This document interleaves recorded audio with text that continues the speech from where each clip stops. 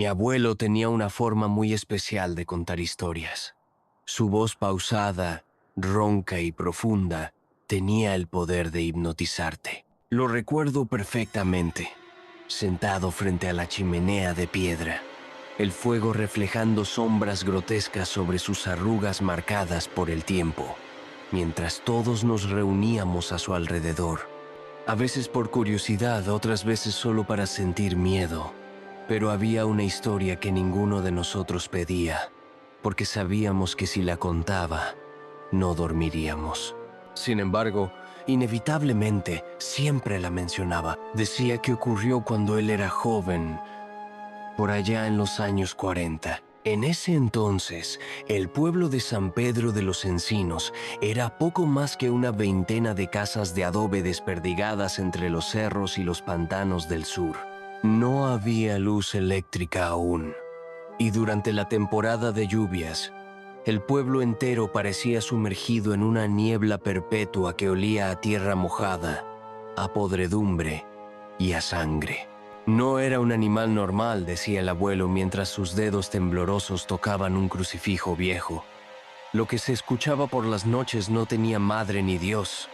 Era el mal mismo que caminaba en dos patas. Según contaba, en el mes de agosto, siempre durante la primera luna llena tras las primeras lluvias, se escuchaba un aullido desgarrador proveniente de los pantanos. No era como el de un lobo, ni un perro, ni ningún animal conocido. Era una mezcla entre grito humano y alarido animal. Un sonido que hacía vibrar las ventanas y espantaba a las gallinas. Los viejos del pueblo sabían lo que significaba. El náhuatl había despertado. Era una figura legendaria en la región, un ser capaz de transformarse en animal, mitad brujo, mitad bestia, que deambulaba por los caminos y cazaba humanos para devorar su carne, o peor aún, para robar su alma. El pantano del que hablaba mi abuelo estaba a un par de kilómetros del centro del pueblo. Era un lugar maldito, cubierto por una bruma densa que no se levantaba ni con el sol del mediodía. Los árboles que lo rodeaban estaban torcidos como si gritaran en silencio. Se decía que el agua estaba tan negra como la obsidiana y que en ella vivían criaturas que ya no eran ni ranas ni peces, sino algo que se arrastraba entre el fango y el olvido. Muchos niños habían desaparecido allí a lo largo de los años. Algunos decían que se habían ahogado. Otros juraban que escuchaban voces que los llamaban por su nombre y que, hipnotizados, caminaban hasta las aguas sin resistencia. Ninguno regresaba. Una noche, dos jóvenes forasteros llegaron al pueblo. Venían de la capital, con mochilas al hombro y sonrisas arrogantes. Buscaban vivir la experiencia rural, como le dijeron a don Agustín, el hombre que les alquiló un cuarto por 2 monedas. Nadie les advirtió directamente sobre el nahual, porque nadie quería cargar con el pecado de pronunciar su nombre. Pero el abuelo, siempre atento, les lanzó una advertencia velada. Si oyen un grito en la noche, no lo sigan. Y nunca, jamás, caminen hacia el pantano cuando hay luna llena. No todo lo que brilla es el reflejo del agua. Los jóvenes rieron. Para ellos, todo era parte del folclore de los viejos. Lo ignoraron, y esa fue su condena. La noche cayó con una rapidez inusual. Las nubes parecían hechas de plomo y ocultaban por completo la luna. El ambiente estaba cargado, húmedo, pesado. En el pueblo, todos cerraron puertas y ventanas antes de las 8. Se colocaron cruces hechas de palma bendita sobre los dinteles, y algunos incluso sellaron sus casas con sal y tierra del camposanto. Pero los forasteros, ellos salieron a caminar, armados con una linterna y una botella de mezcal. Se llamaban Martín y Elías. Tenían 23 y 25 años, estudiantes de biología de la capital, curiosos, incrédulos, arrogantes ante lo desconocido. Habían escuchado las leyendas, pero estaban convencidos de que todo era producto del fanatismo y la ignorancia rural. «Vamos al pantano», dijo Martín, sonriendo mientras sostenía su cámara. «Tal vez atrapemos un sapo mutante o una luciérnaga gigante. Eso les encantaría en la universidad». Y así, riendo, se internaron en la oscuridad. El camino hacia el pantano estaba flanqueado por árboles torcidos como garras. Las ramas crujían con el viento y el suelo parecía tragarse el sonido de sus pasos. Avanzaron durante casi media hora hasta llegar al borde de la ciénaga. Y ahí se oyó un aullido, no un aullido común. Era como si el dolor del mundo hubiera sido concentrado en una única nota. Un lamento agudo, gutural, que atravesó los huesos y dejó a los dos paralizados. La linterna de Martín tembló. Elías tragó saliva. ¿Qué demonios fue eso? ¿Un coyote? Seguro, respondió Martín, aunque su voz ya no sonaba tan segura. Pero entonces, del otro lado del pantano, algo se movió. Una figura alta, delgada y encorvada, salió lentamente de entre los árboles. Medía al menos 2 metros. Tenía el cuerpo cubierto de un pelaje negro y áspero, como si estuviera hecho de raíces secas y sangre seca. Su cabeza era la de un lobo, pero con ojos humanos. Ojos llenos de rabia, pero también de tristeza y hambre. Elías gritó. La criatura los miró y abrió la boca. Su lengua era larga, bífida, húmeda. No emitió sonido, pero en la mente de ambos algo se rompió, como si el aire se hubiera llenado de desesperación. Martín dio un paso atrás y cayó al lodo. Elías intentó correr, pero tropezó y entonces la criatura se lanzó. Esa noche, en el pueblo, un grito se escuchó tan fuerte que rompió la ventana de la capilla. Don Mateo, el sacristán, se despertó empapado en sudor y corrió al campanario, donde encendió una vela. Allí, tallado en la madera vieja de la cruz, apareció un símbolo extraño. Una estrella invertida con un ojo en el centro. No había marcas de cuchillo, ni manchas de pintura. El símbolo simplemente apareció. A la mañana siguiente, encontraron a Martín, o lo que quedaba de él. Su cuerpo estaba completamente desgarrado, como si hubiera sido atacado por un enjambre de cuchillos. Sus ojos estaban abiertos, desorbitados. La lengua colgaba fuera de la boca, como si hubiera intentado gritar hasta el último segundo. Lo más perturbador era que no había rastros de sangre en el suelo, ni una gota. De Elías no había rastro. La policía llegó, pero no pudo explicar nada. El médico del pueblo se negó a hacer la autopsia. Dijo que su alma no resistiría ver lo que había dentro del cuerpo. Lo enterraron con prisa y sin velorio. Nadie quiso acercarse al ataúd, pero esa misma noche, Elías volvió. A las 3 de la madrugada se escucharon golpes en la puerta de don Agustín, el hombre que había hospedado a los forasteros. Eran golpes suaves, como si alguien con las manos heridas estuviera pidiendo ayuda. Cuando abrió la puerta, lo que vio lo hizo orinarse encima. Elías estaba cubierto de barro hasta el cuello. Tenía la cara desgarrada y los ojos inyectados en sangre. Su cuerpo estaba lleno de mordidas, cortes y arañazos, pero estaba vivo, de pie, respirando. «¿Dónde está Martín?», preguntó con una voz que no era suya. Agustín no supo qué responder. Esa noche, Elías fue llevado a la clínica del pueblo. El doctor Celestino le aplicó sedantes, pero nada lo dormía. Su cuerpo entraba en espasmos, y de su garganta salían gruñidos no humanos. En cierto momento, durante un ataque de pánico, mordió a una enfermera y arrancó un pedazo de su mejilla. Tuvieron que amarrarlo a la camilla con cadenas. Fue entonces cuando el párroco, el padre Basilio, decidió intervenir. Con agua bendita en mano, entró a la habitación.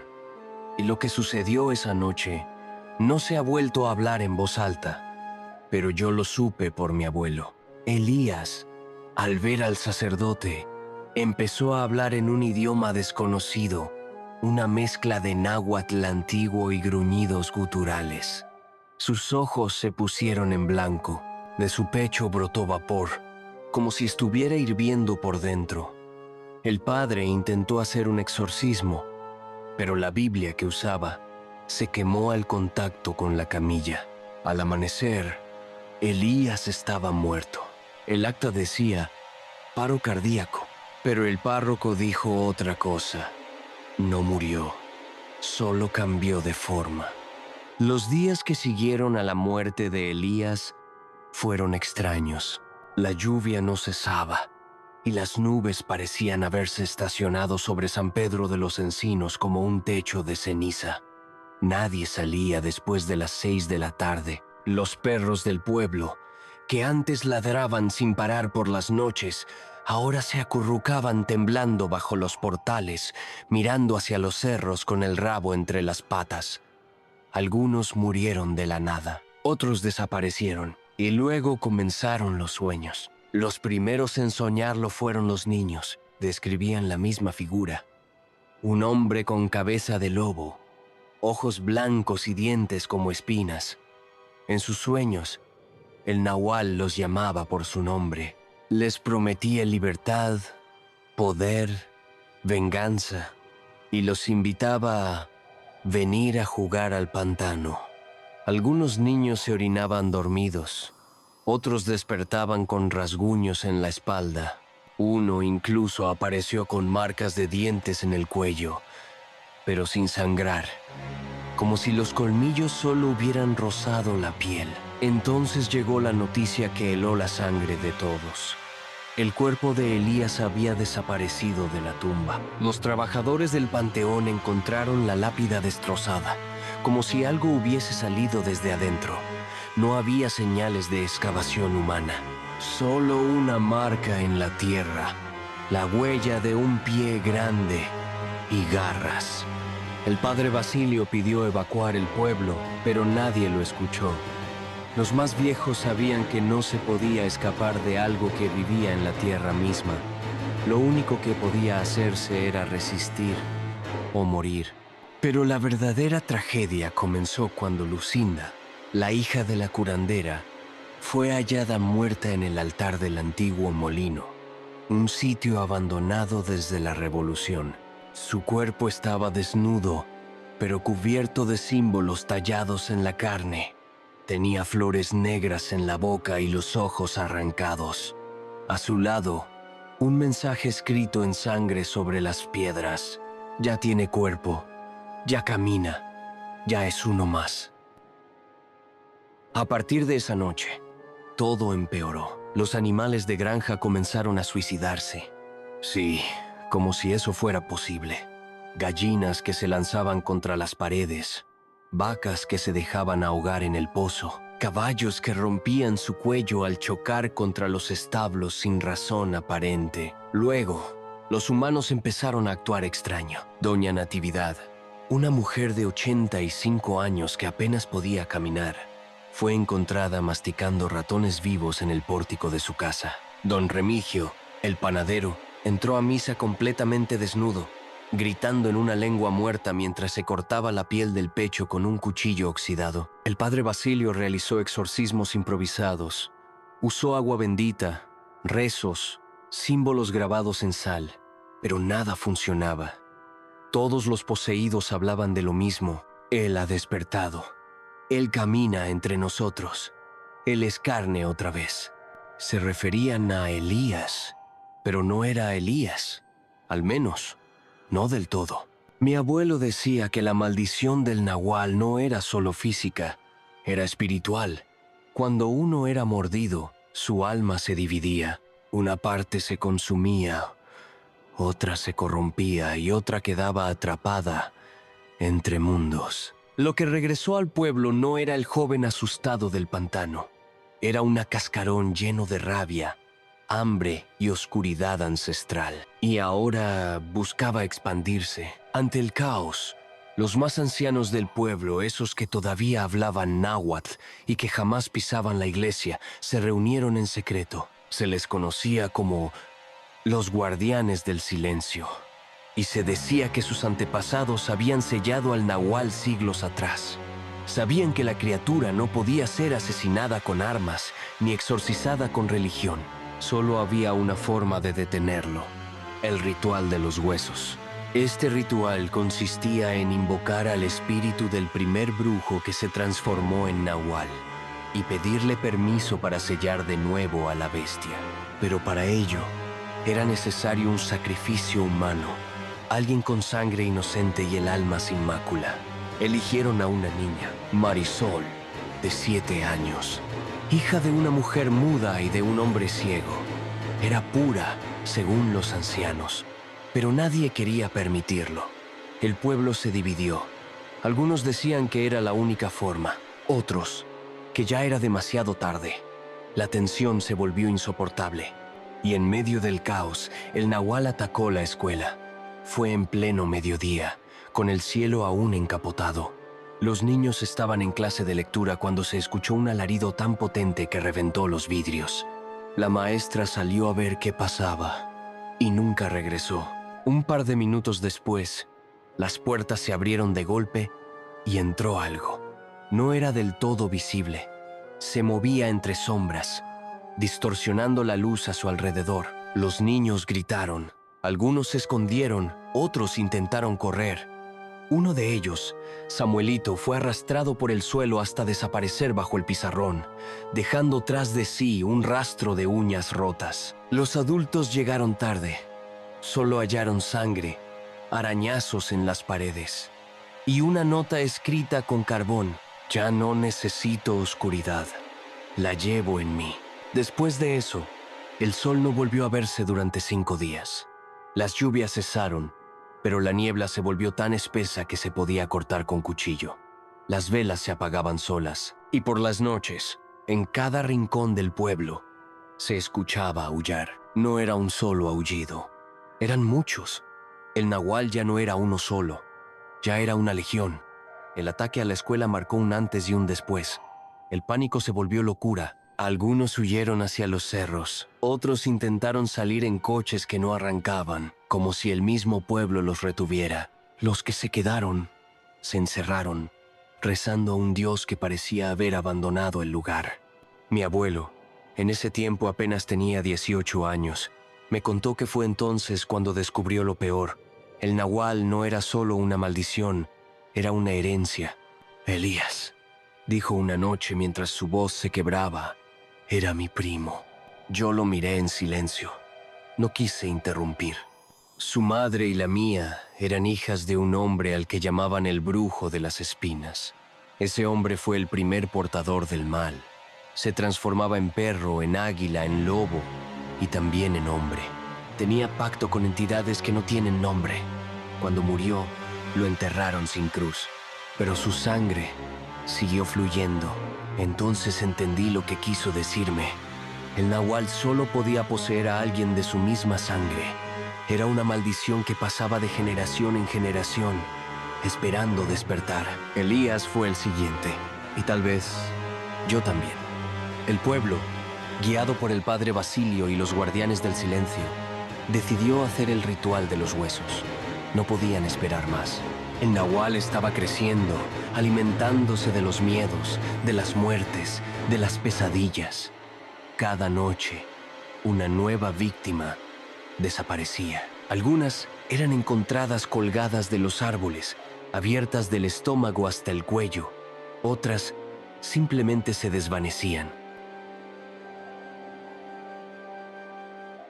El ritual se haría en la noche más oscura del año, en el cruce de los 4 caminos del pueblo, donde se enterraban los cuerpos de los suicidas y los pecadores. Allí, bajo una cruz de hierro oxidado, Se reunieron los ancianos, los curanderos y mi abuelo, que decidió ofrecerse en lugar de la niña Marisol.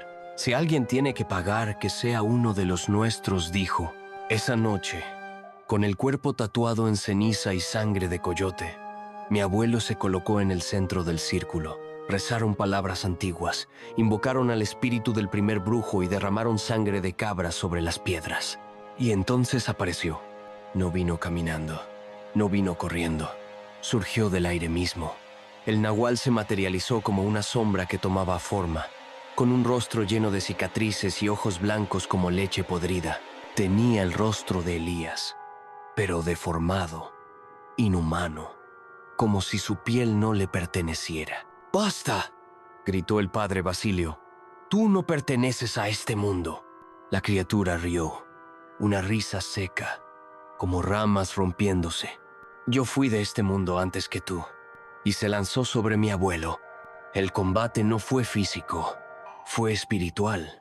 Mientras el nahual rugía y su sombra envolvía a los presentes, los ancianos comenzaron a cantar en un tono bajo, armónico, aterradoramente triste. Mi abuelo cayó de rodillas, con los ojos en blanco. Su cuerpo temblaba como si estuviera absorbiendo algo más grande que él. La criatura se detenía, retrocedía. El círculo de sal ardía en fuego azul.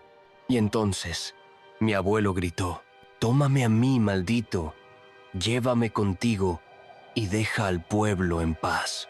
El nahual rugió una vez más y se abalanzó. Pero justo antes del contacto, los viejos enterraron un cuchillo de obsidiana en el suelo, justo en el centro del círculo, donde la sangre se mezclaba con ceniza. Una explosión de viento azotó el pueblo. Las velas se apagaron, los perros aullaron al unísono, y el nahual desapareció. Solo quedó mi abuelo, desmayado, con una herida en el pecho y los ojos llenos de lágrimas negras. El pueblo nunca volvió a ser el mismo. El ritual funcionó, pero a un alto precio. La mitad de los que participaron murieron días después, algunos entre convulsiones, otros en sueños, ahogados por sus propias lenguas. El padre Basilio enloqueció. Lo encontraron hablando con la cruz del campanario, creyendo que era un niño al que había dejado morir. Mi abuelo sobrevivió, pero quedó marcado. Tenía sueños donde corría en cuatro patas. Escuchaba voces en las paredes. A veces, cuando se quedaba en silencio por mucho rato, comenzaba a gruñir sin darse cuenta. Decía que el nahual no había muerto, solo estaba dormido dentro de él. Por eso nunca tuvo hijos. Por eso jamás volvió a salir de noche. La última vez que vi a mi abuelo fue en su lecho de muerte. Tenía 97 años y su cuerpo era apenas piel sobre hueso, pero su mirada aún tenía esa chispa oscura. «No te acerques al pantano», me dijo, susurrando. «No vayas en agosto. No mires a los ojos del nahual si lo escuchas aullar, porque si lo haces, lo liberarás». Yo reí, nervioso. Pensé que deliraba, pero esa misma noche, mientras recogíamos sus cosas, encontré un diario escondido bajo una tabla suelta del piso. En él había relatos detallados de cada ataque, cada aparición, cada pesadilla, y al final una carta dirigida a mí. Si estás leyendo esto, es porque sientes algo diferente. Tal vez ya lo escuchaste aullar.